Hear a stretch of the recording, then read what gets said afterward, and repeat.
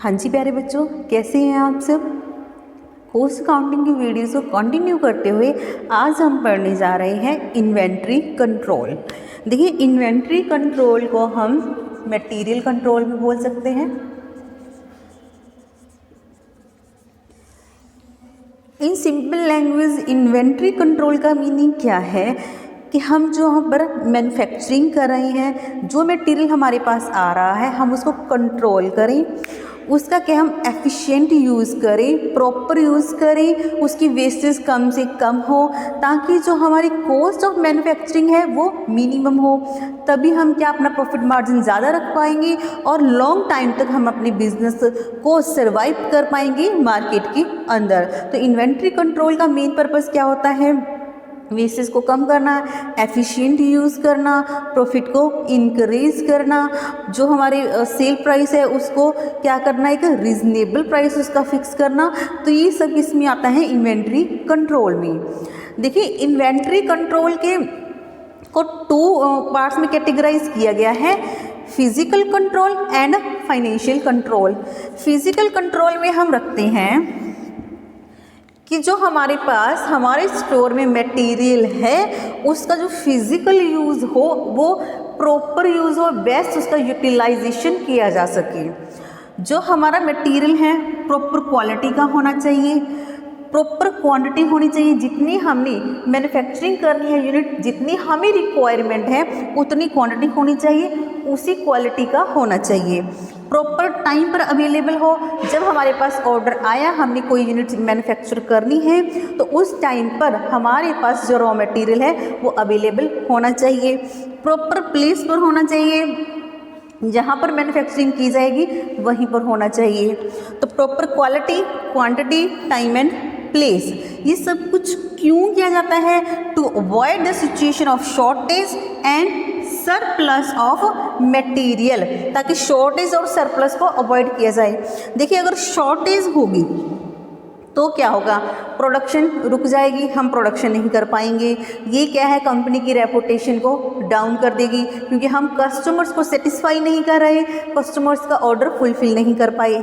और अगर सरप्लस है, इसका मीनिंग क्या है कि मटेरियल बहुत ज़्यादा एक्स्ट्रा पड़ा है हमारे बिजनेस में जिसका कोई यूज़ नहीं हो रहा, तो इसका मतलब क्या है कि बहुत सारा कैश क्या है हमारा मटेरियल में ब्लॉक हुआ पड़ा है। तो ये क्या है? बिजनेस के लिए लॉस है। तो क्या होना चाहिए? फिजिकल कंट्रोल किसको बोलते हैं कि जो हमारा मटेरियल है proper quality, quantity, time, place पर होना चाहिए ताकि शॉर्टेज और सरप्लस को हम अवॉइड कर सकें। उसके बाद है बेटा financial control. Financial control means finance. Financial control कैसे करेंगे कि जो हमारा मटेरियल है उसकी कॉस्ट कम से कम हो।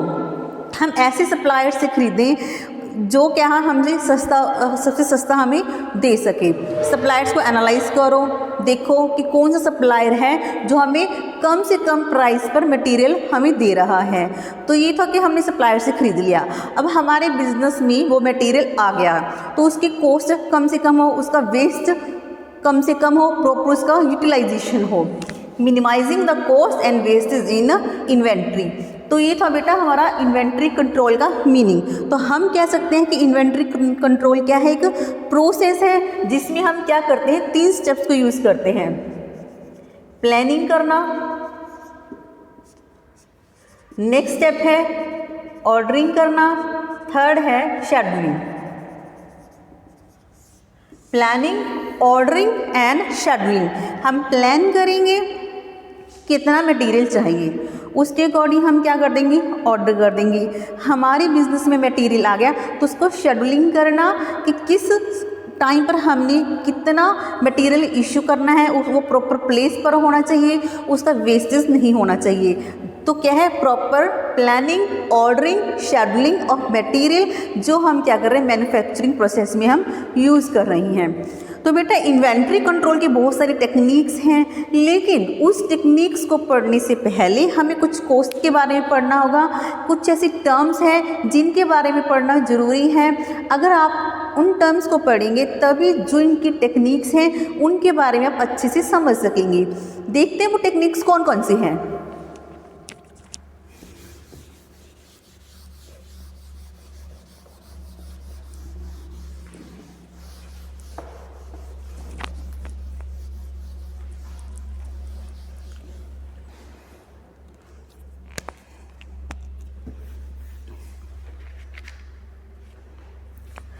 सबसे फर्स्ट है बेटा परचेज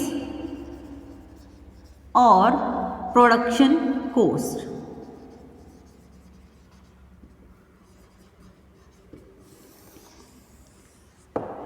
देखिए परचेज और प्रोडक्शन कॉस्ट क्या है। अगर हम ऑलरेडी जो रेडीमेड अवेलेबल है मार्केट में प्रोडक्ट्स मटेरियल, अगर हमें वो परचेज कर रहे हैं तो हमारी होगी वो परचेज कॉस्ट, जिस पर हम क्या है मार्केट में परचेज कर रहे हैं, जो मार्केट प्राइस है वो तो हमारी होगी परचेज कॉस्ट। और प्रोडक्शन क्या कॉस्ट क्या है, अगर हम उसे अपनी कंपनी में अपनी बिजनेस में प्रोड्यूस कर रहे हैं तो टोटल कॉस्ट कितनी आ गई, manufacturing cost plus administration cost, तो वो हमारी आ गई प्रोडक्शन कॉस्ट। देखिए या तो हम कोई प्रोडक्ट क्या करेंगे मार्केट से परचेज करेंगे, या फिर हम क्या करेंगे खुद बनाकर उसको बेचेंगे। तो क्या करते हैं मैनेजर, क्या करता है दोनों को अच्छे से एनालाइज करता है, मेक और बाय डिसीजन लेता है कि प्रोडक्ट को बनाया जाए या फिर खरीदा जाए, किसकी कॉस्ट कम आती है। जो कॉस्ट कम आती है वही फिर उसके बेस पर डिसीजन लिया जाएगा। मान लीजिए अगर हम प्रोडक्ट को बनाते हैं तो हमारी कॉस्ट कम आती है, मतलब हमारी प्रोडक्शन कॉस्ट कम आ रही है, तो देखिएगा कि अगर हम कितना मटेरियल प्रोड्यूस करें कि प्रोडक्शन कॉस्ट मिनिमाइज आए। अगर हम मतलब बहुत ज़्यादा कम क्वांटिटी में मटेरियल प्रोड्यूस कर रहे हैं तो कॉस्ट क्या आ गई, ज़्यादा आ गई। लेकिन अगर हम बल्क क्वांटिटी में जो प्रोडक्ट्स हैं वो प्रोड्यूस कर रहे हैं तो प्रोडक्शन कॉस्ट क्या आएगी, कम आएगी। क्यों? क्योंकि जो फिक्स्ड कॉस्ट हैं और भी अनदर कॉस्ट है, हमें इनका क्या होता है एडवांटेज मिल जाता है। तो यहाँ पर क्या है मैनेजर को ये सबसे बड़ा डिसीजन लेना होता है। तो फर्स्ट कॉस्ट थी हमारी परचेज और प्रोडक्शन कॉस्ट। उसके बाद हम पढ़ेंगे कैरिंग कॉस्ट और ऑर्डरिंग कॉस्ट के बारे में। आप तब तक इसे नोट कर लीजिए।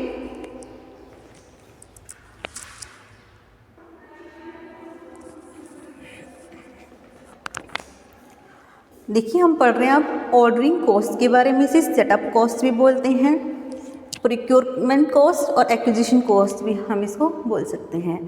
अब देखिए ऑर्डरिंग कॉस्ट क्या है, इसके नाम से बेटा मेंशन हो रहा है कि हम ऑर्डर करने में जितना खर्चा आ रहा है वो हमारी होगी किसी भी प्रोडक्ट की, किसी भी मटेरियल की ऑर्डरिंग कॉस्ट। देखिए हमने अगर ऑर्डर करना है तो हमें कुछ ना कुछ खर्चे करने पड़ते हैं, जैसे कि कुछ पेपर वर्क है उसको कंप्लीट करना पड़ता है, पोस्टेज वगैरह आ गया, cost of inspection, cost of accounting हम पेमेंट कर रहे हैं। ऐसे बहुत सारे खर्चे हैं जो फॉर्मेलिटीज़ हैं हमें कंप्लीट करनी पड़ती हैं। तो ये ऑर्डर को कंप्लीट करने में हमें क्या करना पड़ता है, कुछ खर्चा करना पड़ता है। तो वही है हमारा कॉस्ट ऑफ ऑर्डरिंग या फिर ऑर्डरिंग कॉस्ट। अब देखिए बेटा ये क्या होती है, नेचर क्या होता है इसका, फिक्स नेचर होता है। अब हम ऑर्डर कर रहे हैं, चाहे तो हम 100 यूनिट्स मंगवाएं या फिर 500 यूनिट्स मंगवाएं, खर्चा हमें उतना ही पड़ेगा। एक ऑर्डर पर हमें उतना खर्च करना ही पड़ेगा। या तो आप 1 यूनिट मंगवाओ या फिर 100 मंगवाओ या फिर 500 मंगवाओ। जो पोस्टेज का खर्चा आपने देना है, जो आप इंस्पेक्शन करोगे, जो भी आप प्रोसीजर को फॉलो करोगे वो आपको करना ही पड़ेगा, चाहे आप 1 यूनिट मंगवाओ। तो ये होती है हमारी ऑर्डरिंग कॉस्ट। ऑर्डरिंग कॉस्ट को देखिए हम डिनोट करते हैं CO से, ऑर्डरिंग कॉस्ट। इसका फॉर्मूला क्या है, रिक्वायरमेंट, जितनी हमें रिक्वायरमेंट है divide by annual requirement divide by जितनी हम पर ऑर्डर में जितनी हम क्वांटिटी को ऑर्डर लगा रहे हैं इनटू कॉस्ट ऑफ पर ऑर्डर। ये हमारा आ जाएगा ऑर्डरिंग कॉस्ट।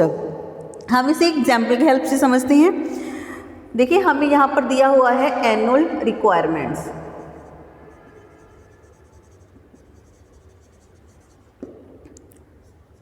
थाउजेंड सेम है। Order size 100, 200, 250 and 500। और हमें दिया हुआ है कॉस्ट पर ऑर्डर ₹20। तो देखिए बेटा, हमें एनुअल रिक्वायरमेंट है 1000 यूनिट्स की। हम एक ऑर्डर में 100 यूनिट्स मंगवा रहे हैं, तो बेटा हम कितने ऑर्डर लगा रहे हैं? 1000 divide by 100 is equal to 10 order. हम 10 ऑर्डर लगाकर अपनी एनुअल रिक्वायरमेंट को पूरा कर रहे हैं। हमने 10 ऑर्डर लगाए, एक बार ऑर्डर लगाने के रुपये खर्चा आता है 20 रुपये, तो 10 ऑर्डर लगाने का खर्चा कितना हो जाएगा? 200 रुपये। तो ये हमारी आ गई ऑर्डरिंग कॉस्ट।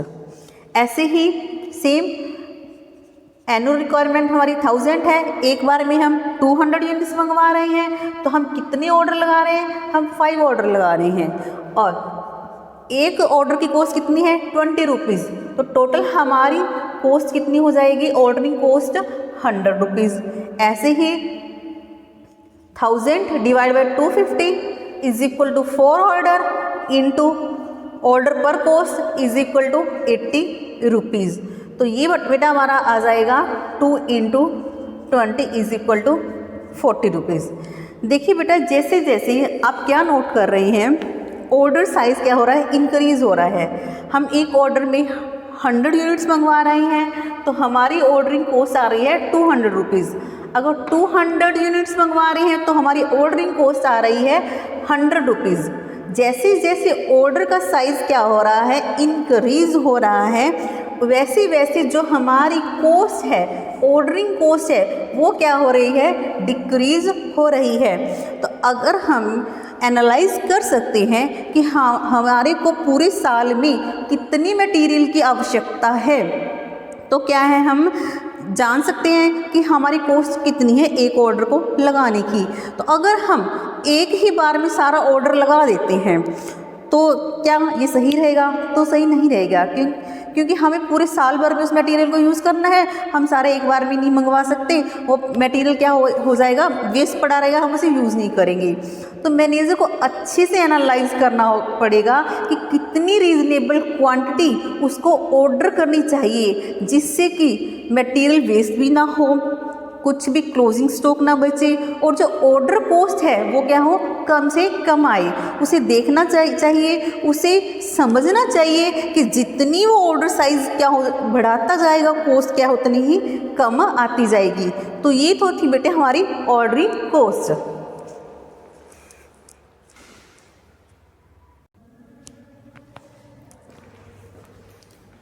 हाँ जी बेटा, देखिए कैरिंग कॉस्ट और होल्डिंग कॉस्ट नाम से ही क्लियर हो रहा है कि किसी प्रोडक्ट को, किसी मटेरियल को हमने कैरी किया, होल्ड करके रखा उसको पूरे साल भर, तो उसकी कॉस्ट कितनी आएगी। हमने क्या किया है? ऑर्डर किया और मटेरियल हमारे को रिसीव हो गया, हमारे बिजनेस में रिसीट हो गया, वो मटेरियल आ गया। अब हम क्या करेंगे? उसको पूरे साल भर यूज़ करेंगे, उसके ऊपर मैन्युफैक्चरिंग प्रोसेस करेंगे और प्रोडक्ट प्रोड्यूस करके उसे सेल कर देंगे। लेकिन इसमें बेटा क्या एक टाइम गैप होता है, तब तक हमें मटेरियल को होल्ड करना होता है, उसको कैरी करना होता है, उसे प्रोटेक्ट करके रखना होता है। तो इसकी कॉस्ट आती हैं। जैसे कौन कौन सी कॉस्ट आ सकती है? कैपिटल कॉस्ट सबसे पहले है कि हमने उस मटेरियल पर क्या किया है? खर्चा किया है। तो मटेरियल पर हमने जो खर्चा किया है, जो हमने पैसा लगाया है, हम उस पर दे रहे हैं इंटरेस्ट ऑन कैपिटल। सेकेंड है cost of storage and handling. हमने जहाँ पर वो मटेरियल रखा हुआ है, उस बिल्डिंग का हम रेंट दे रहे हैं, क्लरिकल कॉस्ट पे कर रहे हैं, उस बिल्डिंग की जो रखवाली कर रहे हैं वॉचमैन को सैलरी दे रहे हैं, लाइटिंग का खर्चा आ रहा है, मटेरियल के प्रोटेक्शंस के लिए जो इक्विपमेंट यूज़ कर रहे हैं वो हो गया। तो ये क्या है? हमने मटेरियल को होल्ड करना है, कैरी करना है पूरे साल भर, इसकी कॉस्ट। तो इसका फॉर्मूला क्या है कैरिंग कॉस्ट का? क्वांटिटी पर order divide by 2 into cost of handling per unit per year. देखिए यहाँ पर आप सोचेंगे ये जो कॉस्ट यूनिट्स पर ऑर्डर है उसको 2 से डिवाइड क्यों किया गया है। मान लीजिए हमारी 1000 की रिक्वायरमेंट है और हमने जो ऑर्डर लगाया है वो हमने 100 यूनिट्स का ऑर्डर लगाया है, और हमारी कॉस्ट ऑफ हैंडलिंग है एक प्रोडक्ट की पर यूनिट पर ईयर वो है 2 रुपीज़। Per year. तो लेकिन हम यहाँ पर हम 100 है, इसको 2 से डिवाइड क्यों कर रहे हैं? तो देखिए बेटा, हमने ऑर्डर लगाया 100 यूनिट्स का, 100 यूनिट्स हमारे बिजनेस में आ गई, मैन्युफैक्चरिंग यूनिट में आ गई। तो क्या है वो, हम क्या उसको सारा साल को उसको कैरी करेंगे? हम उसमें से क्या करेंगे, मैन्युफैक्चरिंग प्रोसेस करके कुछ सेल कर देंगे, कुछ हमारे बिजनेस में रहेंगी, कुछ इस महीने सेल होंगी, कुछ नेक्स्ट टाइम सेल हो जाएंगी, हमें पता नहीं है वो कब सेल होंगी। तो हम ये मानकर चलते हैं कि जितना हमने ऑर्डर लगाया था उसका एवरेज, उसका हाफ हमने क्या किया है, साल भर कैरी किया है। तो इसलिए हमें यहाँ पर क्या करते हैं, 2 से डिवाइड कर देते हैं। तो देखिए हैंडलिंग कॉस्ट कैसे निकालेंगे, क्वांटिटी पर order 100 units divide by 2 average units into cost of handling per unit per year. एक प्रोडक्ट की हैंडलिंग कॉस्ट कितनी है एक साल की, वो है 2 रुपीज़। तो हमारा ये आ गया 100 रुपीज़। 100 यूनिट्स को हैंडल करने की जो कॉस्ट है वो कितनी है, होल्ड करने की, उसको कैरी करने की 100 रुपीज़। तो बेटा हमने पढ़ा परचेज कॉस्ट और प्रोडक्शन कॉस्ट, फिर हमने पढ़ा ऑर्डरिंग कॉस्ट, फिर हमने पढ़ा है कैरिंग कॉस्ट। आई होप बेटा आपको अच्छे से समझ आया होगा। नेक्स्ट वीडियो में हम टेक्निक्स के बारे में पढ़ेंगे, लेकिन आप उससे पहले इस टर्म्स को आप अच्छे से समझ लें। Thank you.